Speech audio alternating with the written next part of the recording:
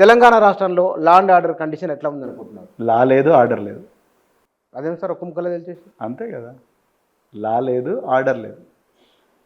ముఖ్యమంత్రి పీఠంలో, హోంమంత్రి పీఠంలో ఈ దేశంలో ఏ రాజకీయ నాయకుడికి లేనన్ని ఎక్కువ కేసులు ఉన్న వ్యక్తి, ఓటుకు నోటు కేసులో రెడ్ హ్యాండెడ్గా పట్టుబడ్డ వ్యక్తి ముఖ్యమంత్రి పీఠంలో, హోంమంత్రి పీఠంలో కూర్చున్నారు. ఇంకా లా ఎక్కడ ఉంటుంది, ఆర్డర్ ఎక్కడ ఉంటుంది?